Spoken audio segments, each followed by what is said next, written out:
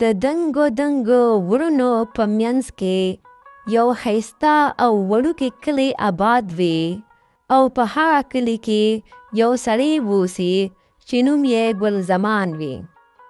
ګل زمان ډېر لالچي او همیشه په دې په تکل کې یې چې ما ته څه داسې میلو شي چې زه د کلي خان جوړ شم او ما سره ډېر طاقت او پیسه راشي.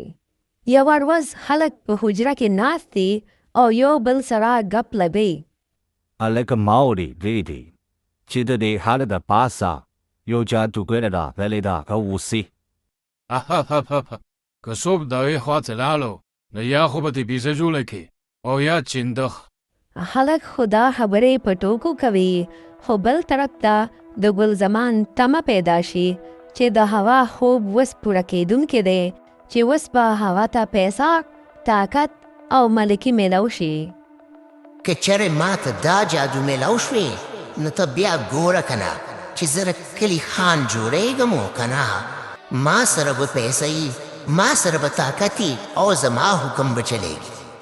یسړیه دا ته ولې دومره خاموش او په سوچونو کې ډوب ناست یې؟ بس تپوس مه کوه، زه ځم بره غر ته. ورته څه ده؟ بس ډېر معلومات مه کوه، خو صرف دومره درته وایم چې غر ته ځم، هلته یو جادوګره ده، د هغې نه جادو اخلم. یسړیه خلک ټول کارونه کوي، ځان لسه مزدوري کوي او ته ګرځې په زول په خلکو پسې او په جادوګرو پسې. جادو به تا څه درکړي؟ یکم عقلې ته نه پوهېږې، کار خو غریبان کوي. زه خو جادو کوم او ته بیا ګوره چې زه په دې جادو څه کوم. او بیا ګل زمان په دغه یخه شپه کې د غر په طرف روان شي. د شپې تیاره یي، هوا تیزه یي او ونې شور کوي. ګل زمان بیا د غر سر ته وخیږي او هلته وویني چې یو پخوانی جومپلی ده. جومپلی خواته چې ورسي نو د جومپلی دروازه په خپله کولو شي. سلام جادوګرې بیبي. څوک دی چې دې وخت کې ما پسې دلته راغلی؟ ته څوک یې او دلته څه راغلی؟ جادوګرې بیبي بس زه راغلم تاله، زما دولت پکار دی، دولت. انسانان خو ډېر لالچیاني، خو ته راته ډېر لالچي انسان ښکارې.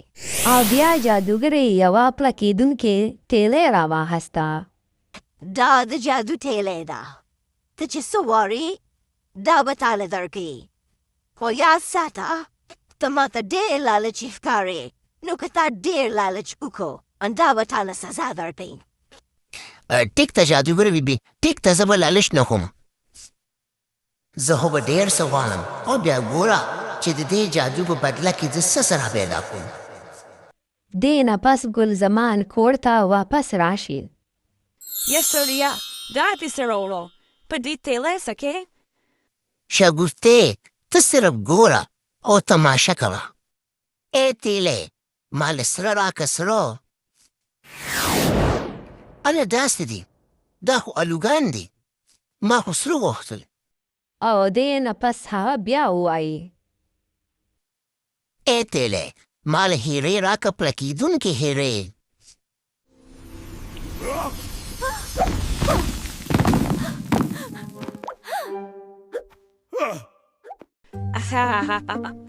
دا خو جادو نه دی، دا خو سبزي ده. ستا جادو به سي او ستا کار به سي.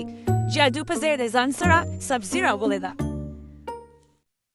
خانده ما ګوره زه دې ته بیا وایم او زه چې څه غواړم ما له به هغه راکوي.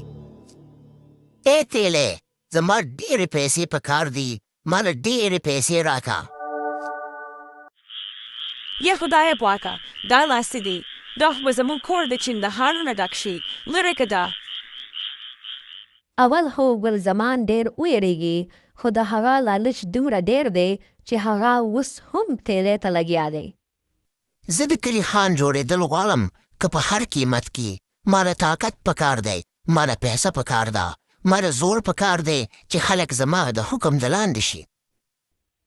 او بیا سمدستي په کور کې تیار شي او د ټیلۍ نه توره لوحه بهر راوځي.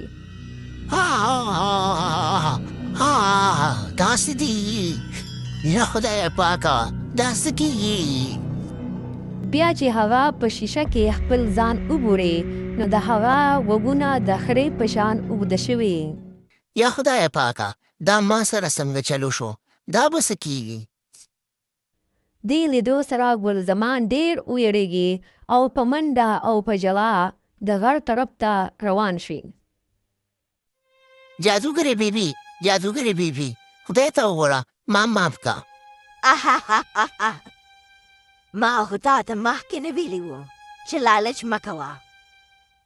توبه مې ده، توبه مې ده جادوګرې بیبي، ما نه انسان جوړ که. کنې دې حالت کې که زه چا ولیدم نو ما به هر وګلې، نو ما به په ګټو باندې وولي، په ما باندې به خلک بار کېدي او په ما پورې به خلک ټوکې کوي. ټیک تا فریاد مه کوه، یو لاره شته.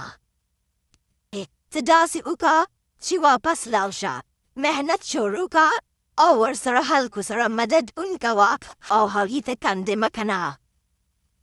ګل زمان چې راشي نو هغه محنت شروع کی او محنت سره سره هغه د خلکو مدد هم شروع کی.